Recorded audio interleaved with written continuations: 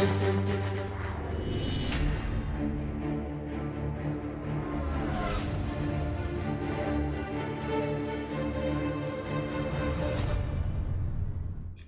bonjour à tous, je vous retrouve pour une nouvelle vidéo de test qui sera consacrée au personnage qui est derrière moi, c'est-à-dire Aeolia Godclaws en version ACE. Alors, hop, on y va pour ce personnage-là. Petite review avant de partir en vacances, puisque du coup après je serai absent un tout petit peu de YouTube. Donc je sais pas s'il y a des personnages qui sortiront d'ici là, mais je pourrai pas faire les tests tout de suite dans tous les cas. Ce personnage, on va d'ailleurs faire un petit retour aussi rapide sur Seiya Godclaws qui a eu un up lors de la dernière mise à jour. Ce personnage qui est un front de type vitalité, son premier skill qui est son charge kill va lancer des points à la vitesse de la lumière sur 3 ennemis de façon aléatoire, infliger des dégâts de type physique qui ignorent la défense physique de multiples fois, en l'occurrence 3 fois, et ça annule les actions, les auto-skills des ennemis touchés. Tac. Encore que je ne suis même pas sûr que ce soit les auto-skills, ça peut cancel visiblement, je pense que ça peut cancel aussi les charge kills au moins une fois et provoquer un effet de stun si non, même pas, ça provoque pas d'effet de stun, ça annule juste une action, voilà, c'est ça. Donc il n'y a pas d'effet de contrôle qui vient derrière, simplement ça évite un auto skill ou un charge kill, j'imagine. Le côté intéressant, c'est que ce skill perce les barrières ennemies. Son premier auto skill qui est le Lightning Plasma. C'est le skill qui va lancer en début de combat. Le principe, c'est qu'il va infliger des dégâts de type physique au quatrième ennemi à partir du front et de multiples fois à nouveau. Donc je crois que c'est 2 ou 3 fois. Et par contre, là, cette fois-ci, ça stun les ennemis touchés. Ça perce les barrières ennemies de la même manière. Et s'il y a moins de 3 personnes, ça va toucher l'ennemi le plus loin.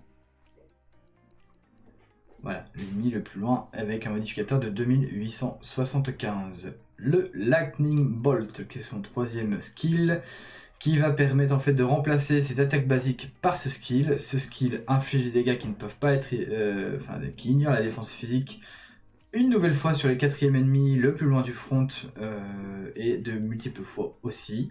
Ça va causer ça va annuler des actions et réduire la précision des ennemis touchés. Alors même principe que tout à l'heure, s'il y a 3 ennemis ou moins, ça va toucher l'ennemi le plus éloigné. Et ça fait le même principe que le charge kill, ça peut cancel soit un auto skill, soit un charge kill. L'effet de précision est de 58, ce qui est une très bonne stat de debuff. Son dernier auto skill qui est un Always in Effect, Aeolia's Ponant, ça va réduire son propre cooldown et avoir une chance de annuler tout effet de stun, freeze, launch, blowback, knockback, silence et skill cancel pour lui-même. Ça va aussi augmenter les crits physiques des alliés. Voilà, donc la stat est de 90%, que ce soit pour le boost des crits physiques ou de son speed et de son aim. Donc c'est-à-dire que c'est un personnage qui va pas être contrôlable facilement. Alors, je vais regarder vite fait les stats.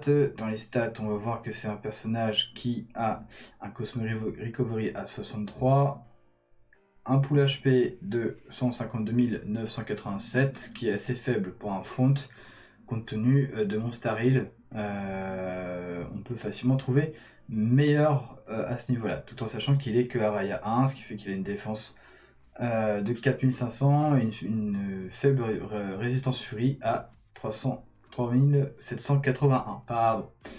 Voilà, donc si on va chercher justement, non pas celui-ci, le Seiya Godclaws qui a eu un up, tac, juste sur son pool HP, il a 30 000 PV de plus que le Aeolia ACE. On rappelle que les ACE ont des stats Vitality, Aura et Tech Growth qui augmentent assez significativement avec les étoiles. Donc évidemment, ce sera un personnage qui sera très intéressant quand il sera 5 étoiles, les ACE, puisque quand on voit les boosts de stats de MuACE, on imagine aussi que ce Aeolias ne sera pas en reste. Donc voilà, il a eu ce physique et son attaque boostée avec une attaque physique qui fait 19 982, ce qui n'est pas négligeable. Retour sur ses skills, donc son charge kill fait toujours la même chose, sauf que il a un effet de stun et ça perce les barrières. Son premier auto skill qui va lancer en début de combat, qu'est-ce qu'il fait de plus? Alors il va placer une barrière, en fait c'est la barrière qui a été modifiée. Déjà son taux d'absorbe a été augmenté à 24 000 et ça va bloquer aussi 4 fois les problèmes de statut. Le Knight of Pegasus. Tac tac tac tac. Alors là c'était la stat de 1240 qui a été augmentée. Il touche toujours, là, mince. Tac tac tac. Il touche toujours en fait un ennemi. Et à chaque fois que le coup touche, en fait, il va y avoir en fait un buff sur sa défense. Et enfin le dernier skill. Ici en fait c'est facile, c'est que ce skill là ne peut plus être esquivé et il ignore la défense physique adverse. Le 7ème sens lui permet de réduire les dégâts qu'il reçoit pour tous les alliés de 2,32% et cet effet est boosté en fonction du nombre de Bronze Cent dans la team. Alors, j'ai joué un petit peu avec. On va repartir sur d'abord un top quest. J'ai plus beaucoup de... mais on va faire 2 teams.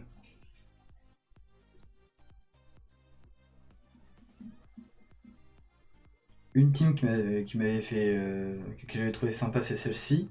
Donc composée de MuACE, Athéna ACE, Artemis, Seyar et Aeolia. Donc là pour le coup, la réduction de dégâts en fait n'est pas boostée pour le CIAGC. Mais on va voir que ça peut être intéressant ce combo avec Artemis. Puisqu'en début de combat, ils vont tous les deux cibler un personnage en mono-cible. Et là, en l'occurrence, voilà, ça a fait tomber directement le CIAG, comme on a pu le voir. Son charge kill qui va appliquer normalement le debuff.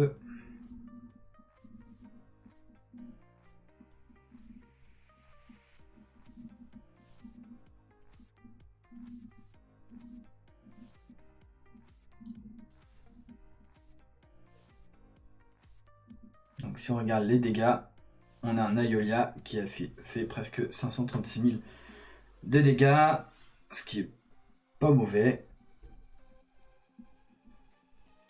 Et il n'a pas réellement subi de dégâts, malgré sa faible résistance furie. C'est un personnage qui est plutôt pas mal résistant. Concrètement, il fait penser un petit peu à ce qui était avant Popo RCE, dans la mécanique d'anti-contrôle, on va dire. Sauf qu'en fait, il amène en fait un aspect de contrôle par le debuff de la précision. Non, je vais les garder lui. Et donc, la deuxième team que j'avais testée était une team à base de Seiya. Parce qu'elle me faisait rire. Alors, montrez-vous. Il y avait lui, il y avait lui.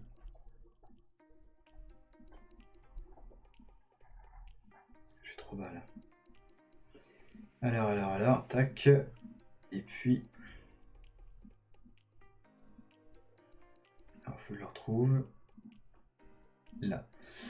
Alors, concrètement, je voulais essayer avec le Seiya Even Chapter qui tape aussi en physique et qui a aussi un boost des critiques pour le combiner éventuellement avec celui-là d'Aeolia.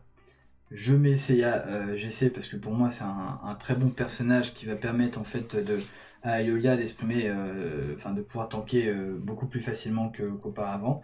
Après c'est pas une team idéale, hein, c'est vrai, c'était vraiment une team rigolote que j'avais fait comme ça. Pourquoi? Parce qu'il n'y a pas de heal d'une part, d'autre part c'est une team qui est sensible au contrôle.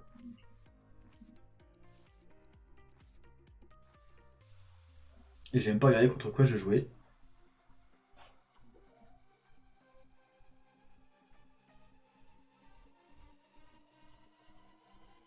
Alors, le Seiya GC, il a un peu de mal à partir, vous voyez, la barrière arrive assez tardivement.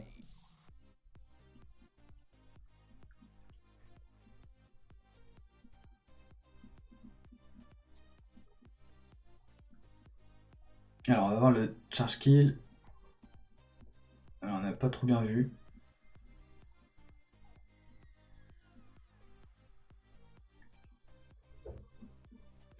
En tout cas, en Araya 1, ça afflige à peu près, on va dire, 33 000 de dégâts par tick, ce qui fait à peu près 100 000 de dégâts au total sur 3 adversaires. En Olympus Battle, actuellement, il fait du 59 000 par 3, ce qui vous garantit quasiment de one-shot presque enfin 3 personnages adverses, quoi. Alors, si on va regarder maintenant dans les chats.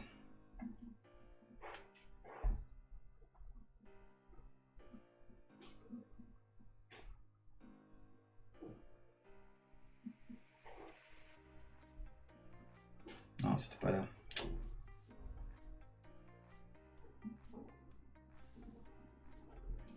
Domestic chat, chat 13.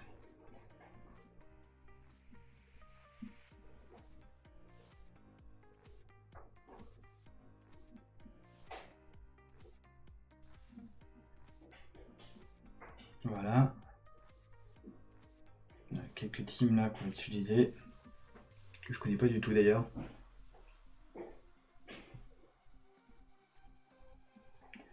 Alors, donc, on avait dit, évidemment, non, lui. Tac tac, et Artemis. Alors là, dans l'idéal, ça serait bien que ça one-shot le Abel, comme ça, après on n'en parle plus. Et on peut passer à autre chose.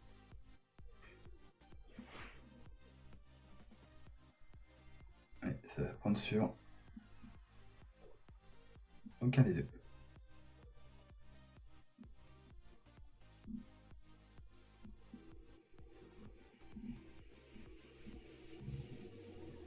Ah non, je me suis trompé, j'ai mis Seiya machin. C'est pas ça.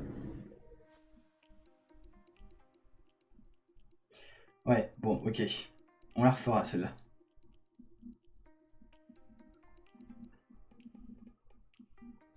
Autant pour moi, c'est pas le bon Seiya.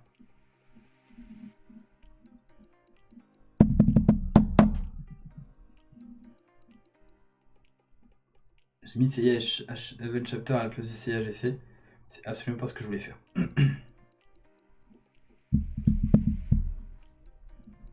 Du coup, le pauvre Ayolia s'est retrouvé tout seul en front. Évidemment, ils se ressemblent aussi. Quelle idée. Et donc le dernier. Hop, vous voyez, il a pas beaucoup de power, hein, le Ayolia ACE. Pour la bonne et simple raison que il est que 3 étoiles.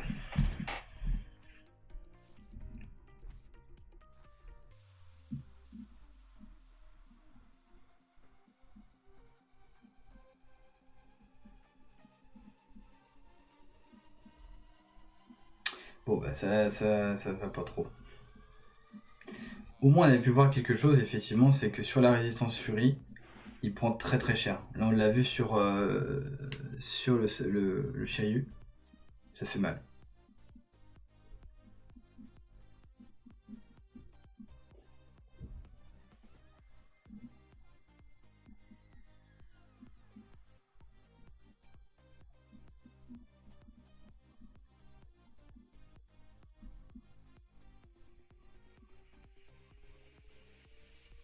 Alors. Donc.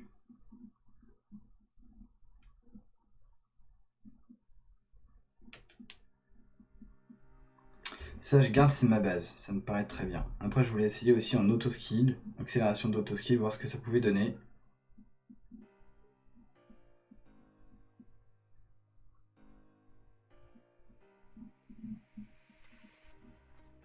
Voilà, on va partir comme ça, on va voir ce que ça va donner.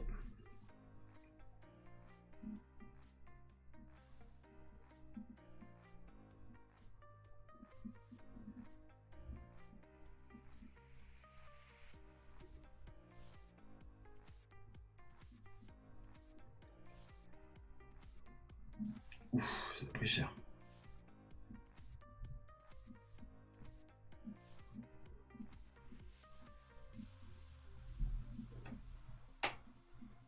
Ça n'a pas fonctionné des masses. Alors, pas fait grand chose. Ça me va pas.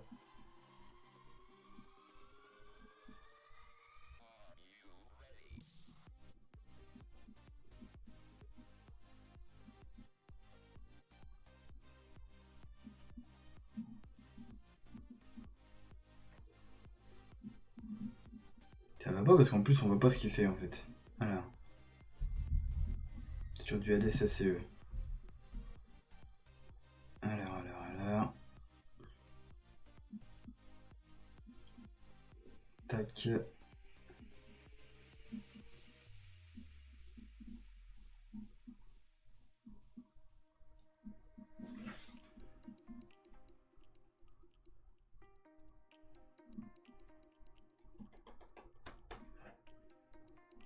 Voilà. Ah si, il y avait cette team là que je voulais tester. Exact.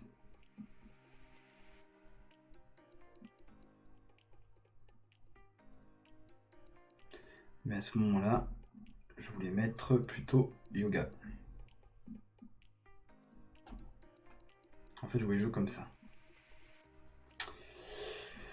Je pense pas que c'était cette team là. À la base, j'avais que du physique en fait. Et j'avais dit qu'Iris, ça serait pas mal.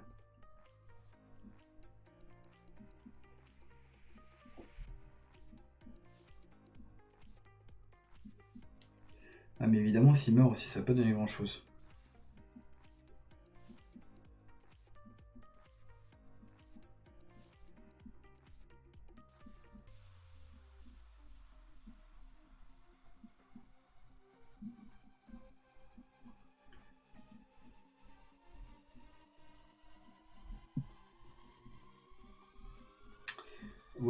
Ouais.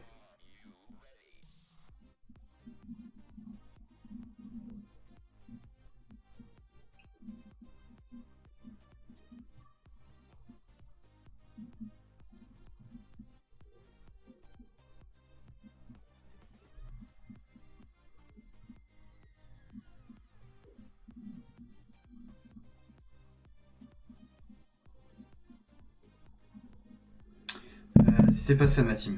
Il y avait bien Iris, mais il y avait que du physique, donc il n'y avait pas yoga.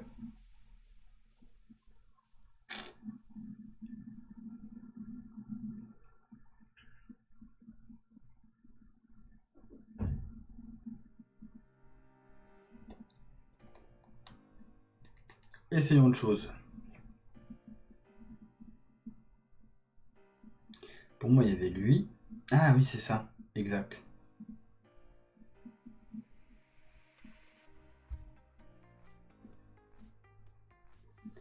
Exact. Alors, putain, il est où? Là, non, c'est pas lui. Là. C'était ça.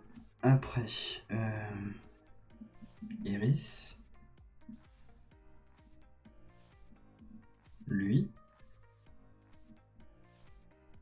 Et je crois que c'était elle derrière. Quand même pour la partie. Mais du coup, on va avoir Iolia seul en front devant. Je sais pas ce que ça va donner. Contre Hades ACE qui tape en furie. Donc c'est un bon test.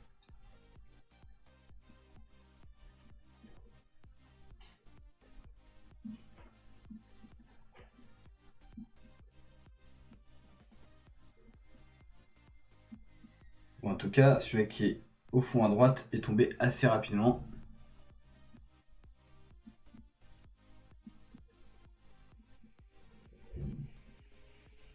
Voilà, par contre, effectivement, seul devant contre un Hades ACE, ça tient pas la route. Ce qui est dommage parce que je pense qu'il fait un très bon duo avec Iris.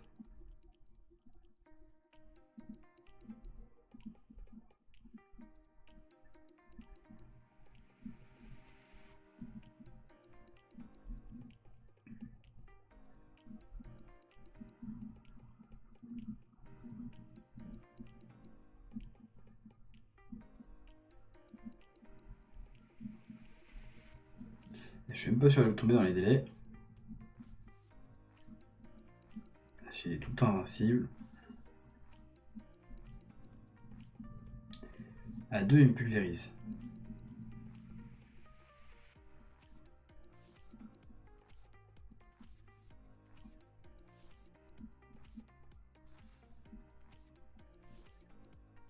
Bon bah à 2, il démontait ma team.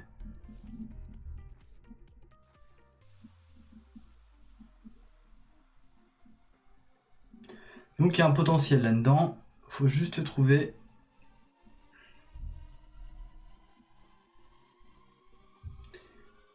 un front qui va venir épauler Ayolia. Alors.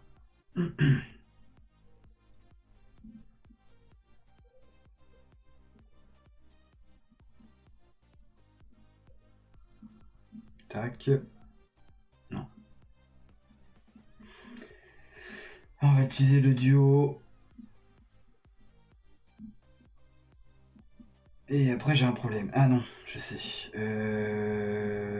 On va utiliser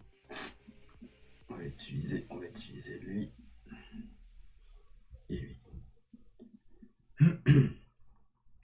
Déjà parce que je préfère voir un seul middle plutôt que d'en avoir deux.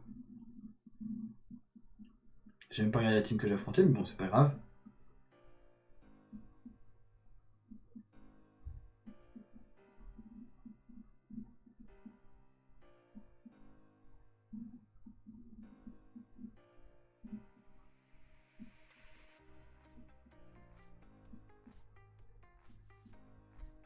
Alors là, on va peut-être bien voir ce qui va se passer. On n'a pas bien vu. Bon, ça fonctionne pas non plus comme ça.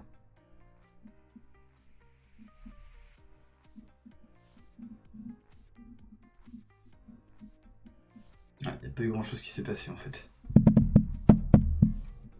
Bon, on va arrêter le test là-dessus. En tout cas, vous avez vu un petit peu comment fonctionnait le personnage. Un personnage qui fait de gros dégâts d'entrée de jeu sur la ligne back avec éventuellement couplé avec Artemis, ce qui est relativement intéressant, ce qui peut être assez intéressant. Moi, j'ai pas encore trouvé de team idéal pour les jouer, pour jouer en tout cas correctement avec ce personnage. Ce qui peut être intéressant, c'est ce que j'ai commencé à essayer de faire, c'est de monter des teams physiques. Notamment avec Iris qui tape très fort mais qui est assez lente à partir, donc du coup là par exemple sur ce genre de team Rush ça tient pas la route. Par contre c'est un personnage qui est assez fragile en furie, qui résiste à une charge de Hades ACE mais qui finit par mourir après, donc c'est un personnage qu'on ne peut pas laisser seul en front, il faut qu'il soit accompagné. Le Seiya GC a eu un up, ça le rend toujours assez lent au démarrage mais il peut être utile sur le long terme d'un combat. Maintenant, je pense qu'en front, il y a quand même mieux. On peut trouver facilement mieux en tout cas. Sur ce, je vous souhaite à tous un bon week-end. Moi, je pars en vacances dès ce soir et je vous dis à très bientôt. Ciao, ciao!